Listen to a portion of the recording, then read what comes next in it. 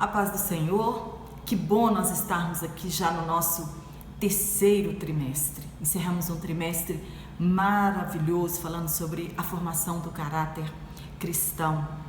E neste trimestre nós vamos falar sobre a inspiração divina e autoridade da Bíblia. Mas desde já eu já quero agradecer a todos que com carinho têm estado aqui no meu canal. Alguns têm comentado, eu fico muito feliz com isso, que Deus continue nos abençoando. E tenho sido muito grata a Deus por ter ajudado algumas pessoas, no conteúdo da Palavra de Deus. E nesse trimestre nós vamos falar sobre as doutrinas bíblicas, que nos fortalece, nos coloca de pé e alicerçados na Palavra de Deus. Então, a lição de número 1, nós vamos falar da inspiração divina e a autoridade da Bíblia. Nós vamos falar da razão da nossa fé, por que nós acreditamos que a Palavra de Deus ela é inspirada. Nós vamos falar por que nós acreditamos nas Escrituras Sagradas, por que nós cremos e por que nós vivemos baseados segundo a Palavra de Deus.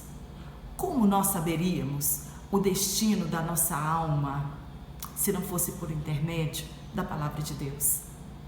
Como nós saberíamos os bens que estão reservados para os salvos? Como nós conheceríamos os planos e desígnios de Deus se não fosse a Palavra de Deus? Se Deus não tivesse inspirado estes homens para escrever esta palavra e ela chegasse até os nossos dias. Por intermédio de quem ela foi revelada? Somente o Espírito Santo de Deus conhece as profundezas de Deus. Então, os mistérios de Deus, os desígnios de Deus, nós só conhecemos porque o Espírito Santo revelou a estes escritores e chegou até nós os planos de Deus, a vontade soberana de Deus. E assim aprove Deus escolher homens santos para revelar os seus desígnios. Na verdade, nós não vamos estudar bibliologia, mas o nosso comentarista, só quero abrir aqui um parêntese, para nós inteirarmos mais do assunto, ele fala a respeito do cânon tripartido. Então, o que é a Bíblia? A Bíblia é uma coleção de livros pequenos. Ela é a revelação por excelência e única de Deus. E quem chamou as Sagradas Escrituras de Bíblia foi João Crisóstomo no século IV. Não existe outra autoridade que possa sobrepor-se à Palavra de Deus. Ela é soberana e isso todo cristão deve crer, estar alicerçado nisso, que as suas convicções estejam baseadas na soberania de Deus. O cânon é uma palavra de origem grega e significa vara de medir. No Antigo Testamento é encontrada esta palavra cânon em Ezequiel. Ezequiel, quando ele vê um homem com uma cana de medir. Já no Novo Testamento, esta mesma palavra cânon, ela tem uma outra conotação. Em Gálatas capítulo 6 e versículo 16, Paulo a chama de regra, entre aspas, ele chama esta mesma palavra de regra.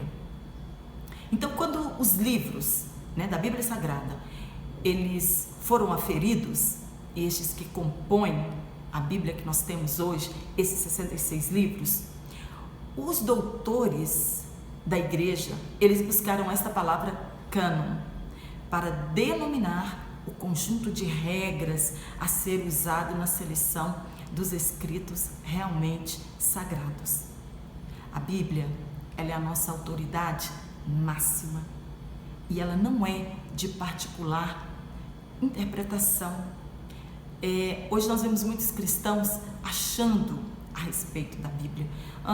Eu acho que isso é pecado, eu acho que isso não é pecado, eu acho que isso tem importância, eu acho que isso não tem importância. Então, a palavra de Deus, ela mesmo fala a respeito dela que ela não é de particular interpretação. Eu não interpreto a Bíblia da maneira que eu quero interpretar e tirando versículos isolados para o meu bom proveito. Nós vamos estudar a respeito das doutrinas bíblicas deixadas por Deus para a humanidade. É ela que nos julga e é ela que nos julgará naquele dia. Nós seremos aferidos. A nossa conduta, ela é aferida pela palavra de Deus. Então, o nosso texto áureo dessa primeira lição está em 2 Pedro, capítulo 1 e versículo 21. E eu quero falar um pouquinho sobre isso. A profecia, Pedro escreveu, que é a revelação inspirada. Ela é soberana, sobrenatural e única do conhecimento da vontade de Deus.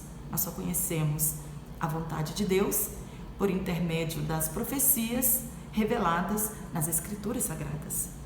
Toda a Bíblia, toda ela, os 66 livros, de maneira genérica, ela consiste de matéria profética.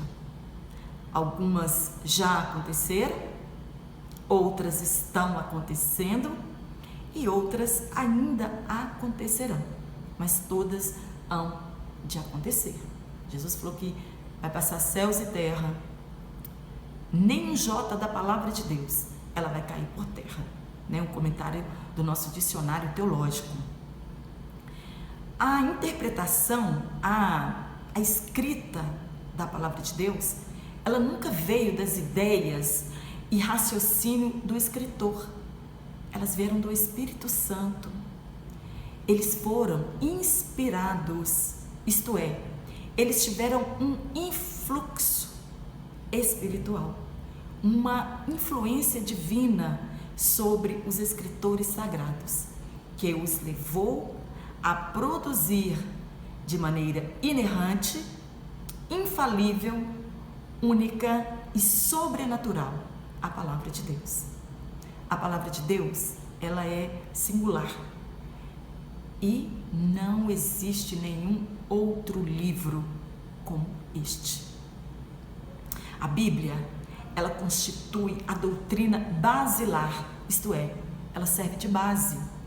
Os fundamentos da fé cristã estão lá. Cada escritor, ele foi usado em seu estilo literário, em seus traços personais e nas suas experiências. Eles não eram perfeitos. Muita gente pode dizer, não, Deus escolheu porque eles eram perfeitos. Eles não eram perfeitos. Eram sujeitos a falhas, mas eram homens fiéis a Deus, fiéis aos propósitos e desígnios de Deus. Um exemplo de um escritor, Moisés, ele era perfeito? Não. Davi, autor de muitos salmos, Salomão escreveu provérbios, cantares e outros livros. Nós vemos também escritores, Pedro, Paulo e tantos outros. Eles não são perfeitos, mas os escritos, eles são perfeitos. Por quê? Porque eles provêm de Deus. Eles provêm do Espírito Santo de Deus. Nós ouvimos, infelizmente, algumas pessoas dizerem: quem escreveu a Bíblia foram comedores de arroz e de feijão que escreveram. Essas pessoas que dizem tais coisas são zombadores e não conhecem a revelação divina, não conhecem o poder de Deus e nem a soberania da palavra de Deus. Foram homens segundo o coração de Deus, foram homens chamados amigos de Deus. Estes foram os escritores da palavra de Deus, escolhidos por Deus para esta grande obra. É o único livro que transforma vidas, que rege nações, que é poderosa e capaz de discernir os pensamentos dos homens e das mulheres. Está em Hebreus capítulo 4, no versículo 12. Ela é o manual de Deus para as nossas vidas. Ela nos conduz pelas veredas da justiça. Nela nós encontramos conselho para todas as áreas das nossas vidas. Nós vamos falar sobre doutrinas bíblicas e não usos e costumes, mas um cristão alicerçado na palavra de Deus, firmado nas sãs doutrinas. Os seus costumes e os seus usos são dignos de um verdadeiro crente. Então, usos e costumes está sim relacionado com uma igreja, alicerçada nas doutrinas bíblicas. Mas infelizmente, você talvez deve conhecer alguns cristãos que fazem questionamento a respeito da palavra de Deus. Acreditam em algumas passagens e discordam de outras. Ela é a revelação de Deus. Todo cristão, ele deve ter consciência disso, que a palavra de Deus é a revelação de Deus. É o desvendamento do desconhecido. Apocalipse em grego. O livro de Apocalipse, que nós temos na Bíblia, o último livro da Bíblia Sagrada, ele é isso. É a revelação de Deus para as coisas que hão de acontecer. Em Amós 3:7 está na nossa lição, onde o profeta diz que Deus não fará coisa alguma sem revelar aos santos profetas.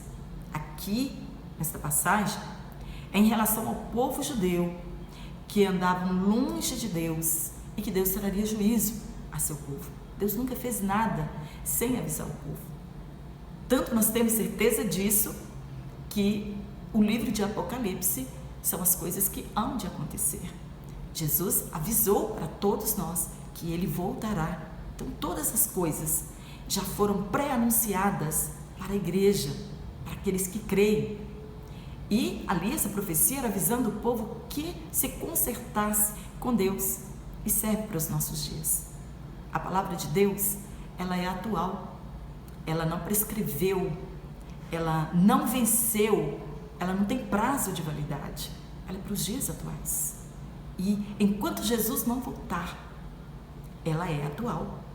Mas infelizmente, os mormons, eles acreditam que, baseados neste versículo, que nós lemos, Amós, que Deus precisa ainda de um outro profeta na terra para revelar suas instruções em todas as épocas.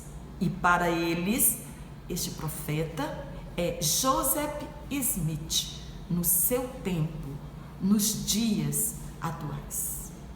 E segundo Deuteronômio capítulo 18, do versículo 20 ao 22, ele nos alerta sobre este pensamento deles.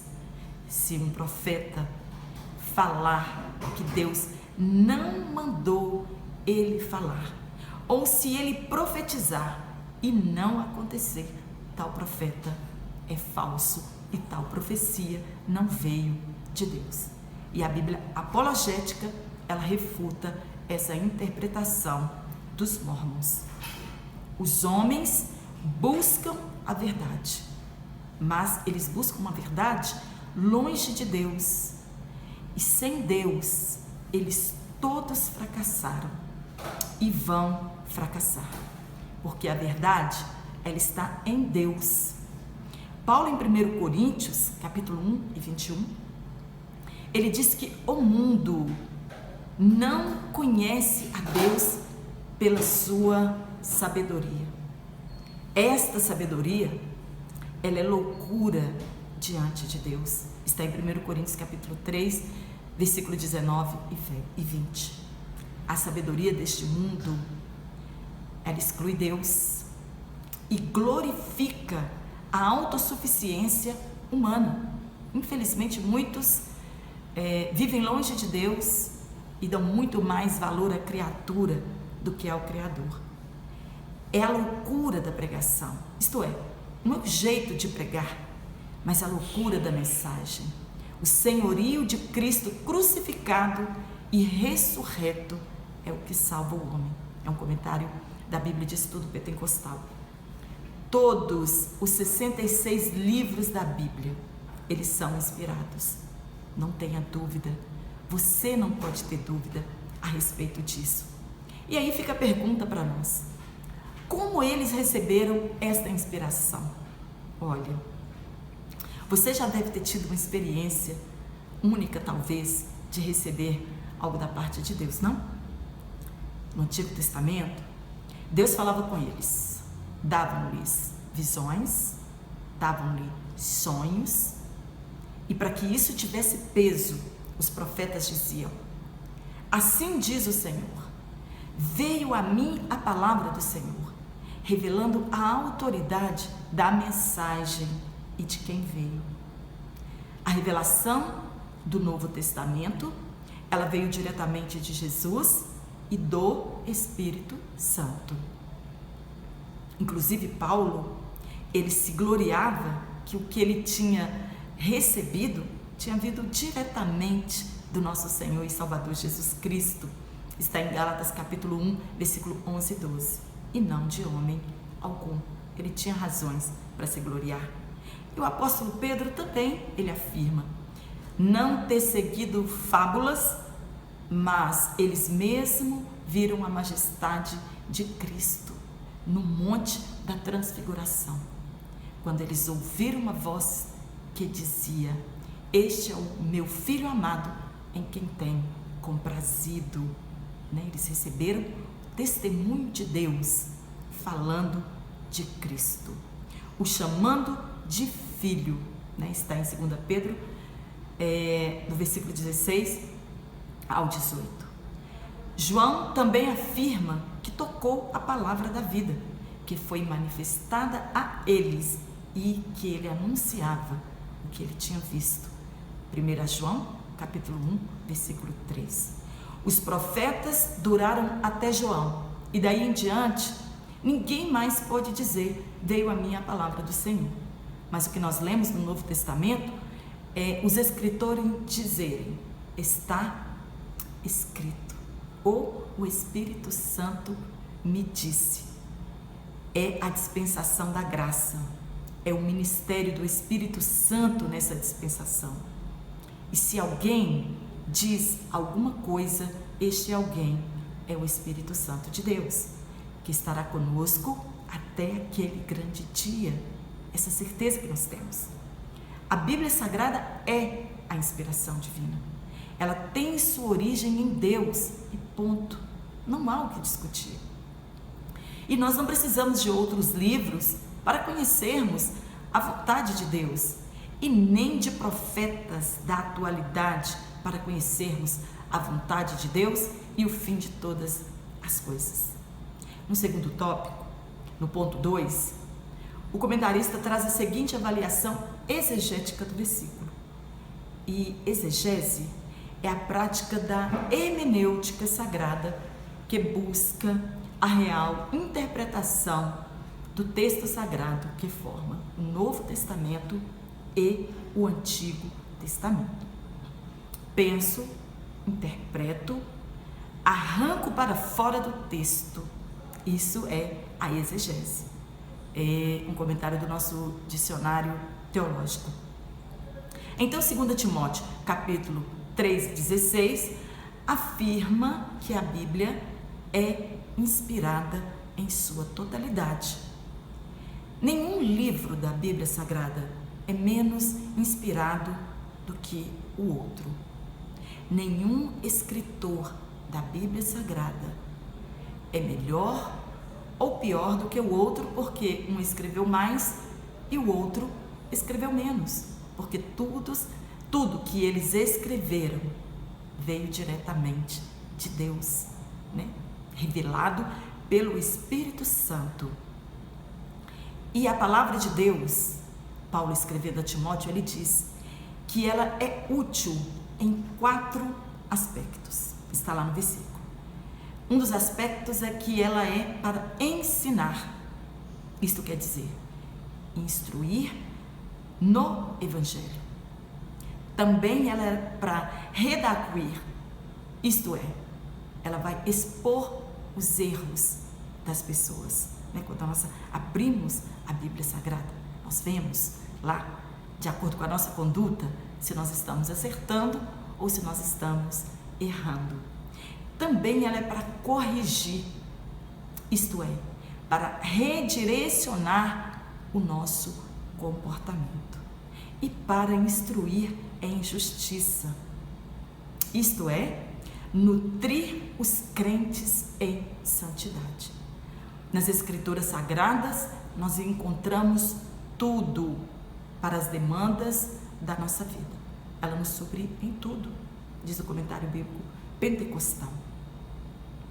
No nosso terceiro tópico, o nosso comentarista vai abordar um tema muito importante. Nós vamos falar sobre a inspiração plenária. Mas o que é inspiração plenária? É uma doutrina que assegura ser a Bíblia em sua totalidade, os 66 livros, produto da inspiração divina. Não foram os homens que quiseram escrever. Eles não pensaram, eles não raciocinaram. Homem nenhum teria poder de criar fatos, argumentos e profecias tão divinas. E ela divide esta doutrina em plenária, isto é, todos os livros, sem exceção de nenhum deles, foram inspirados por Deus. E também ela é verbal. O Espírito Santo é que guiou os escritores, não somente quanto às ideias, mas também quanto às palavras dos mistérios e concertos do Altíssimo. Então, a palavra de Deus, ela é plenária, a inspiração, ela é plenária e verbal. Quando no Novo Testamento eles se referiam às Escrituras Sagradas, eles estavam se referindo ao Pentateuco, que é a lei de Moisés, estava referindo aos profetas e os demais livros. E o nosso comentarista, ele fala sobre os escritos, que são os demais livros encabeçado por Salmo. São cantares, enfim, esses fazem parte dos escritos, que se chama cânon tripartido. Esse é o nosso Antigo Testamento. Os escritos do Novo Testamento têm a mesma autoridade do Antigo Testamento. Todos, a origem é de Deus. A inspiração é do Espírito Santo de Deus. São 40 escritores, cada qual no seu tempo. Quando nós vamos estudar a respeito disso, demorou-se anos de um escritor para o outro, mas todos foram usados por Deus de uma forma especial, sem corromper com a sua cultura da época, nem com seu grau de instrução e nem com as suas limitações, porque a inspiração é divina, um sopro de Deus em suas vidas, e através da sua palavra Deus se revela e se comunica com a humanidade. Alguns acham que a Bíblia, Deus quer provar que Ele é Deus. Não, Deus não precisa provar nada para ninguém. Ele é Deus e ponto. A Bíblia são ensinos espirituais. Encontramos nela a verdade de Deus, o caminho para a vida eterna. E não existe nenhum livro que revele a maior história de amor que não seja a Bíblia Sagrada, que revele os mistérios e segredos de Deus, que não seja a Bíblia Sagrada. Ela tem conselhos práticos para a família, para a igreja, no trabalho, na sociedade. Ela é o manual do fabricante. O desejo de Deus é que todos conheçam a sua palavra e que ela não se perdesse através do tempo. Claro que Deus escolheu guardiões dos seus escritos. A sua palavra, ela deveria ser pregada a todas as nações. Os judeus, eles sempre foram muito tradicionalistas e queriam manter os oráculos apenas em sua língua e não queria que fossem traduzidos em outros idiomas. Mas com o passar do tempo, quando Alexandre o Grande assumiu o poder em 331 a.C., estabeleceu-se então o Império Grego, o idioma se popularizou e se tornou necessário a tradução das escrituras sagradas para o grego. Conforme o escritor Aristéias, a tradução grega foi feita por 72 sábios judeus. Por isso seu nome Septuaginta, porque foram 72 tradutores na cidade de Alexandria. Então, dos 72 sábios, 6 eram de cada tribo de Israel. E ali traduziram o Antigo Testamento para o grego, em Alexandria, em 285 a.C. Era o único livro que faltava na biblioteca daquele lugar. Claro, propósitos de Deus, né? Jesus veio na plenitude dos tempos. Então, tudo tinha que estar de acordo com a vontade de Deus. E a tradução da Bíblia, da palavra de Deus, para os outros idiomas, era propósito de Deus. A inspiração divina, ela se conserva em outras línguas. E ainda hoje, nós temos diversos povos não alcançados. A Bíblia, ela foi escrita em hebraico, aramaico, grego e em tantos outros idiomas. Mas existem ainda hoje mais de 4.500 idiomas aguardando a tradução da Bíblia Sagrada. Sabe o que nos resta? Orar pelos países não alcançados, para que eles encontrem esta mesma fonte, para que eles tenham acesso aos planos de Deus, aos desígnios de Deus, para a salvação da alma de cada um. Amém? Que Deus em Cristo continue nos abençoando e nos dando graça e entendimento a respeito da palavra de Deus. Se você gostou desta aula, dá um curtir, compartilhe para as pessoas. Um grande abraço para você. Fique na gloriosa paz do nosso Senhor Jesus Cristo. E até a próxima aula, se Deus assim nos permitir então.